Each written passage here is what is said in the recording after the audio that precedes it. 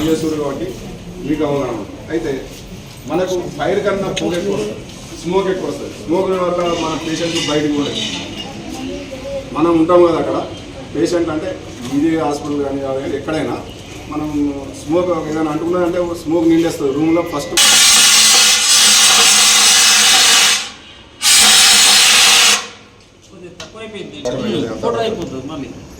బయట పోవాలి అంటే బయటకు పోవాలి. అయితే ఫైర్ ఏదన్నా రూమ్లో మనం పేషెంట్ల రూమ్లో కానీ ఎక్కడన్నా ఈ మిషన్స్ పెట్టినప్పుడు స్మోక్ ఎక్కువ వస్తుంది, కాలిన దానికన్నా స్మోక్ ఎక్కువ వస్తుంది. స్మోక్ తీసుకోవడం వల్ల పేషెంట్ కానీ ఆడ ఉన్న వాళ్ళు కానీ దాని కార్బన్ మోనాక్సైడ్ ఉంటుంది కాబట్టి దానికి ఎఫెక్ట్ తొందరగా ఒక 5 నిమిషాలు తీసుకుంటే చనిపోయే అవకాశం ఉంది. అట్లాంటి అప్పుడు ఏం చేయాలి అంటే మనం ఆ స్మోక్ తీసుకోకుండా దస్తిని నీళ్ళలో ముంచేసి మన స్మోక్ ముక్కుకు కట్టుకోవడం వల్ల అరగంట పనిచేయచ్చు స్మోక్లో. అంటే ఏం చేస్తాం, పేషెంట్లను బయటికి తీసుకెళ్ళడం కానీ లేకపోతే కాస్ట్లీ ఏమైనా వస్తువులు కాలకుండా తీసుకెళ్ళడం, బయటికి దూరం చేయడం కానీ,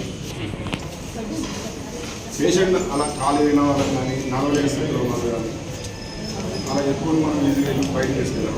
ఒక్కడే తీసుకెళ్ళడం అంటే కష్టం. అంటే ఒక్కరిని కూడా తీసుకోవచ్చు. ఏదైనా మనిషి గట్టిగా ఉంటే ఒక పేషెంట్ ఈజీగా చేసుకోవచ్చు. అపాయింట్మెంట్ పేషెంట్ సేఫ్టీగా బయటికి తీసుకెళ్ళడానికి ఇలాంటి మెథడ్స్. ఇక స్ట్రెచర్స్ ఉంటే స్ట్రెచర్ మీద తీసుకెళ్ళడం, లేకుంటే అట్లే బెడ్ తోటి కూడా తీసుకెళ్ళే అవకాశం. తర్వాత పని చేసుకోవాలి. దాదాపు ఈ రేపు స్టార్ట్ అంటే అది బ్రేకర్ కట్ అయిపోతుంది, అన్ని తీసిపడేయాలి. తీసేసిన తర్వాత మనం ఏ ఆకారంలో ఎక్కడ ఉంది అనేది చేతిలో పట్టుకొని దీన్ని ఆ ఫైర్ మీద యూజ్ చేసేవారు ఇస్తే దాదాపుగా ఒక కొంచెం ఏరియా కవర్ చేస్తుంది. కూల్ ఉంటుంది కాబట్టి వాతావరణం పెద్దగా కాదు, పైన కూడా ఎక్స్టెన్షన్ తొందరగా కాదు. ఈ ఎండాకాలం కొంచెం అనుకూలం అంటే పచ్చిగాడి కూడా కాదు.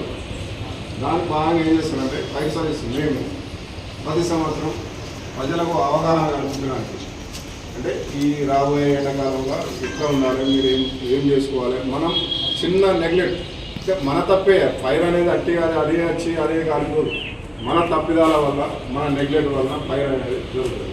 ఏదో అనాఫీషియల్గా ఏదో దానికి కాదు.